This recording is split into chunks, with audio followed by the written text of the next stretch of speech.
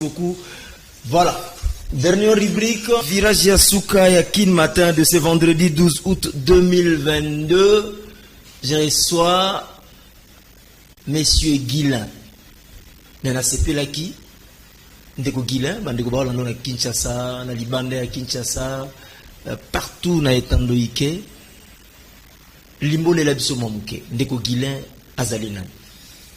Mbote na baibaso ba kolanda biso na mboka Congo mokili mobimba na pesi bato nyonso mbote pe na pesi bato ba kotosa mombe kwa balabala te na pesi bango pe mbote na laki bango ba kokanga bango kombo na ngai Ndeko Guilin Mboma nazali président mokambo aza kokamba ba taximen na mboka Congo nazali président ya ONG Aprochat qui signifie Action pour la protection des chauffeurs taximen.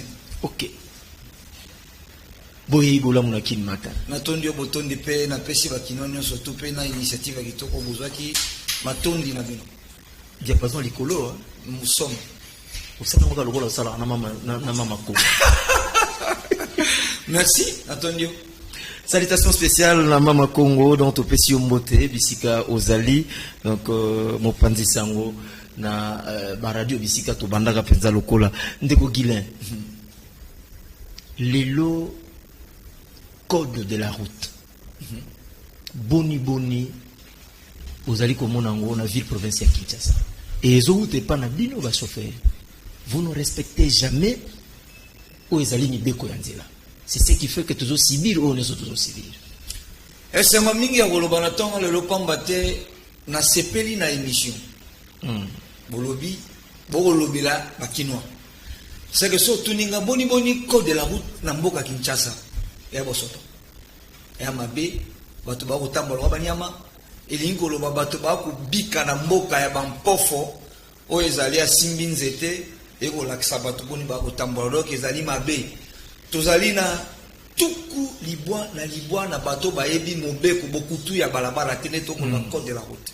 Donc nous vivons comme so na bina lo beko pesa na somo mais mabe za makasi ko banda na baiba ko kamba mboka kino na biso bato asuka moto akotosa mobe kwa zalite ba brigand voyou ba bandi omona moto azo otambola balabala akamati loboko wa mususu wana kuna akoti omona ministre alati costume omona député alati costume omona mutuka batie PR olinko ba présidence bato ba ko tosa mobe côté et osalanga pache. Mais qu'est-ce qu'il faut nini est-ce que besoin carton ya kosolo la paix na bato baza censé ya ko régulariser vraiment makambo etalinzela ya moto ko takabarenyo bino ba journaliste sengeli bozo ngona mokumba biso ba société civile photos ya ngona mokumba et sengeli baeba ko kamba mboka bino pe ba chauffeur biso ba chauffeur te to ko lobela ba conducteur obi ba chauffeur na sepela kamin ko lobela mote pamba te na mobeko ya code de la route lobby conducteur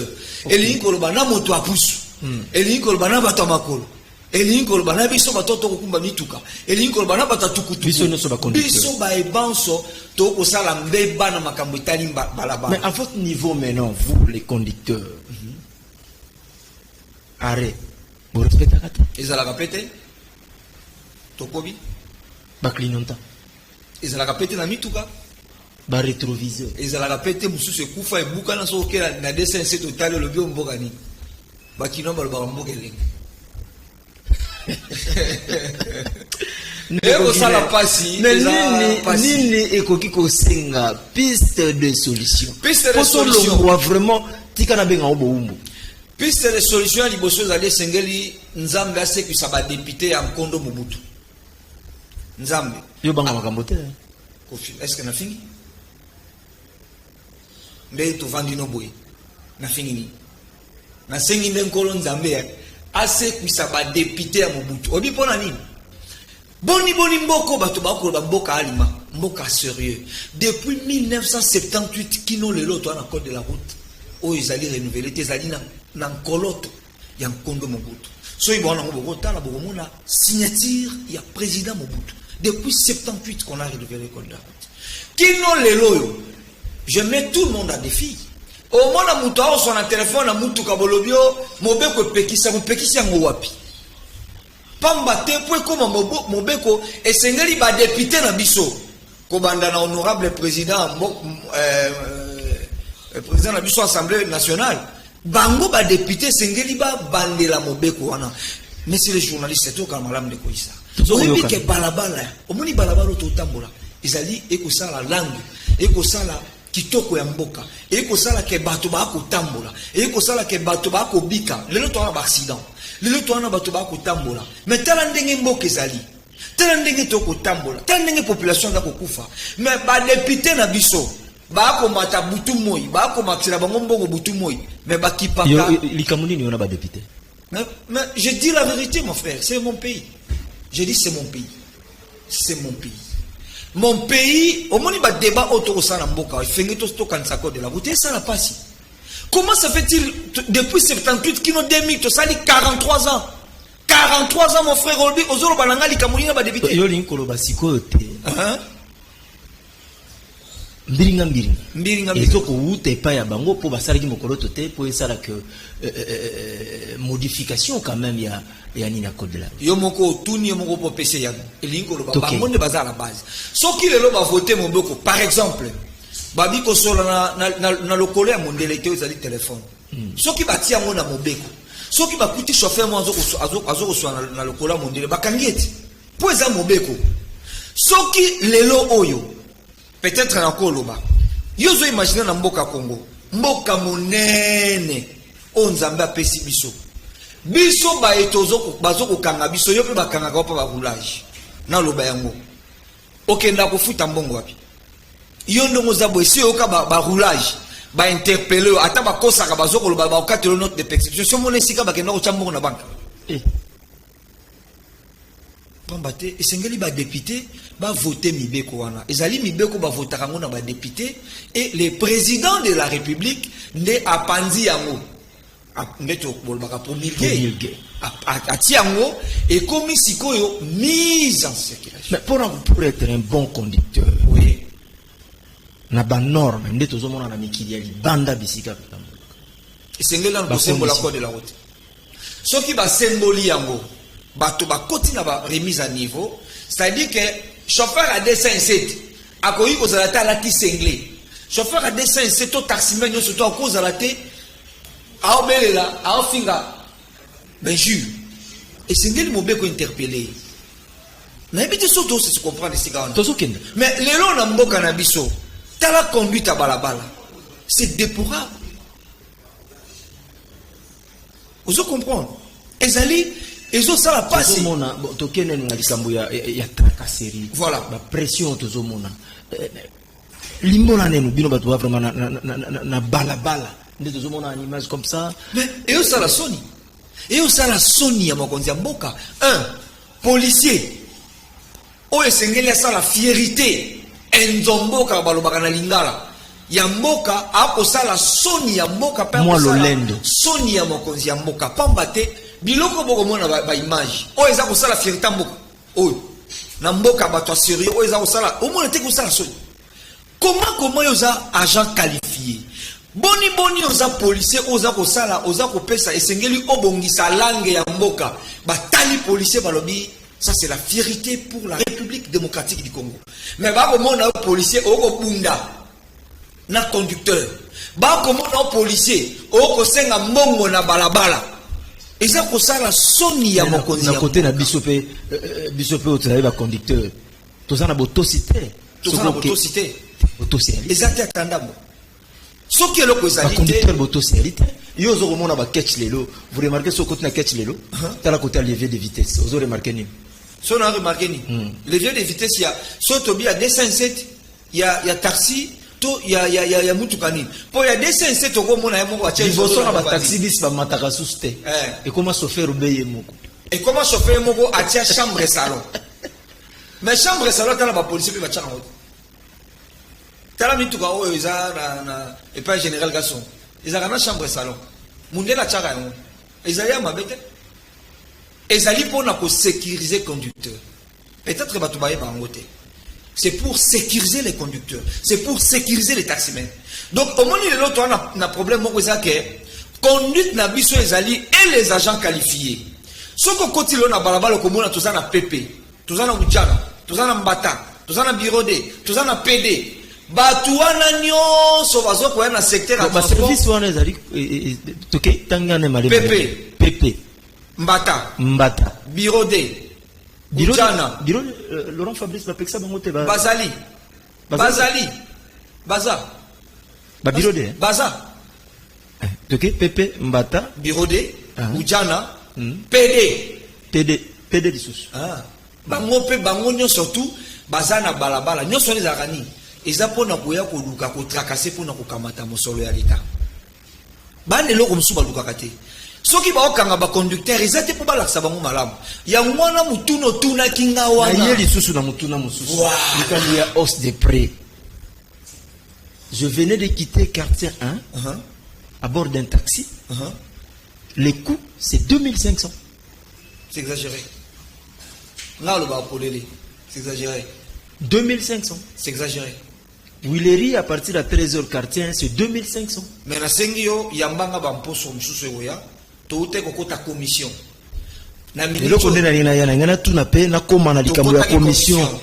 Bobi misini ni comme piste. Logola bana kin. Oui. Bo senga mwana kin. Ministre ya finance na moyangeli ngoma Kinshasa ba ministre yango. Tout ça là qui a déjà donc to kota ki na commission tarifaire ya ville à Kinshasa tozali ko zela gouverneur a promulgué yango donc kuna to ana problème té na problème la minute esika peut-être au Kosovo va nous aider bazong c'est vraiment on a étant de ike au bandi ko loba que bo sengaki to sengaki souci nanga on a minute peut-être ezali makambo ya transport ya ville à Kinshasa té mais souci nanga on azana ngo mikolo ezali tracasserie ezouta esika o policier soka kangi chauffeur a ozombo. Ça veut dire que policier a contribué na ko boma mboka yemoko. Mais aza ko senga ba futa mbongo ebele. Policier a contribué à la destruction ya mboka et senga tous ala ngano d'accord na ba congolais surtout que soki policier a kangi chauffeur azu mbongo na balabala. A ko senga l'état futa mosoloni. Parce que esengeli na mboka ba to sérieux soki bakangi moto ana ke na ba circuit officiel ya l'état afuta mosolo na ye pa ya l'état eliko bakangi chauffeur ake na bureau basambisi soki basambisi ye akeiti na banque akamati mosolo afuti na banque azui note de perception akiti na yango na fourrière bakamati motuka bapesi akei basengi eloko te me mosolo ekoti na libenga ya l'état. Mais yo komona lelo ba roulage ba policier nyonso tout so ka kangio kaka mbongo na libenga nae siko boko lela mbongo ekota na kesa l'état pour le ba conducteur sur 100%. Mikanda est complet. Tol non soki tol beno mikanda te bino te to yena le makamba mikanda est incomplet mais mbongo wale okende wapi na souci na ngeza mikanda te mais souci na ngeza limbongo ya l'état okende wapi. Ce qui roulage à Kangi Mutu, bon, ok, n'a su kuna, ogoya ko bimisa ba matière. So qui toke kana makamon surtout ba mbongo so deke na wapi. Souci na ngeza li lelo to canaliser mbongo wana. So qui $12,000 réseaux à la chaque jour l'état zo perdre kango na ba siata l'état. L'état gagne quoi? Mais so qui le mbongo wana ezo ko kende. Ndeko uti ko le kanene mission awe ba bomisele beate. Mais ka c'est ça na mbongo ba roulage. Et ça na mbongo ba ko na balabala.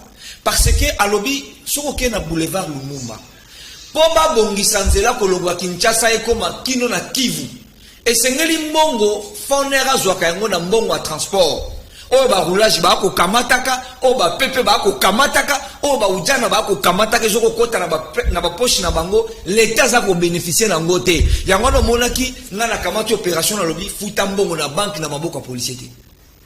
Na zui initiative wana eliko ba mbongo esengele kota na caisse ya l'état na ko citer parce que tokozona na deuxième partie semaine prochaine to ko pesa mo ngonga ebele pour na solola to sukisa na likambo futa mbongo ya l'état na banque voilà et kota na caisse ya policier te na libenga policier te kota na banque na libenga policier te limbola noki na minute mi bale poto to silisa na minute oyo ndeko ko pilisa komita na mbiringa zo na minute oyo to akosenga eloko moko na kosenga na mokonzi ya mboka a instruit ministre ya finance ministre ya finance a instruit DG ya DGRAD eza soni na mboka Congo toza na compte bancaire oteke ba conducteur so ba kangyo ke ndoko futa mbongo na banque ezate soki ezali ba pesa nga yango ba chauffeur nyonso tout soki ba kangi ndeko isa akoleka na media bi na kenda ko futa mbongo na banque tango ba kanga nga to ko senga compte wana na preuve na ye mais compte wana ezate on est bloqué na sali ba sensibilisation kino lelo na yebi ezate le temps kokutana na mokonzi. Mais toi, ce qui opportunité zali, ce qui me concerne beaucoup à Kolandanga, n'a zoko bundisande moyibi yambongo coulage et recette. Tous en posa DG à DGRAD a la biso compte bancaire. To futa mbongo na banque, to boye ke na maboko ya bato ba ko yiba mbongo, ba policier ba ko yiba biso mbongo boye kende kuna futa. Aroye kaka na preuve na yo. On la kisi batikio, mbongo yo ke na caisse à l'état. Soki bongo te bango ba ko mbongo soka kangi chauffeur ana makasi ya bunda neti azala manduki yana manduki to boyi makamba bo ba chauffeur to boyi makamba takasa ke bino même bino ba personnel bino pe matoyi mangongi eleki même bongo ndeko tano na caisse to kotala makamba matoyi mangongi sima balobaka il n'y a jamais eu de mauvaises troupes que de mauvais chefs. Merci beaucoup ndeko Guilemboma. Ma solo ya kitoko umera raté de bonnes choses ne dire pas. Mais j'ai dit, tu calé sur rendez-vous pour te succéder deuxième partie. Na kosenga na bino, bolobela kayango, bo insister na ngozali bien pour na mboka na biso. To sali sa mboka, bino ba journaliste bana kim, to lobela ka makambo code de la route. Bino nyonso nde bobimaka. To kindaka na balabala. To sala ete mbongo à l'état qui na balabala na libenga et ko permettre ba tongela biso banzela to tambola pe na mboka moko. Et vous allez un message tellement ébélé, mais numéro de contact quand même 0900 numéro 20 10 13 0900 20 10 13. Je demande à tous les conducteurs titre nous allons en mboka na ko senga eloko moko to batela milimo bato ceux qui ont moni piéton telema tika yaleka. Ce que vous allez Thomas ministre, titre na yo to ana moposa te mais to ana posa o batela milimo abato. Yo moto a 207, yo taximen, yo wewa. Moto moko te akokoza likolo ya mobeko, toto sa mibeko à l'état pour to batela milimo abato car la vie humaine est sacrée. Merci. Merci beaucoup ndeko Guilemboma. Attendu. Totonde botonde mingi, tozaki na bosenga na yo tolukiwa wa ozawa, tolukiwa mais lelo pe oye ndeko uti ko benga ngasiko ndeko Gila pesi numéro na. Olobi ozali VIP ozali likolo benga yemboso ngai koleka so epa na ngai te apesi numéro na ye bosolola na ye tokozala na ye lisusu jeudi prochain na ya semaine oyo tokobanda po tomeka lisusu kolimbola na masolo etali masolo ya nzela. Encore une fois de plus merci à Serge Makoso réalisateur ya lelo. Je dis merci à Laurent Fabrice à superviseur qui Kin Matin, merci à Lily. Merci à Rodi, Freddy Tonkidi, de l'autre côté, Joël Pembe, les régies finales, Patine Tsumbu et Guy Poutou qui a coordonné Azagipé comme chef d'antenne de ce vendredi 12 août 2022. Bon début de week-end à tout le monde. Donc, je vous retrouve la semaine prochaine, lundi et le jeudi. Donc, mardi déjà. Donc, Laurent Fabrice Balsomi pour les comptes Yakin Matin. Restez dans ce programme du canal King Télévision. À midi, prière avec le pasteur Eric. À 13h, Tolobela Massano. Après moi, si tout va bien, Puris Pembele va prendre l'antenne pour les comptes Masolo Mboka.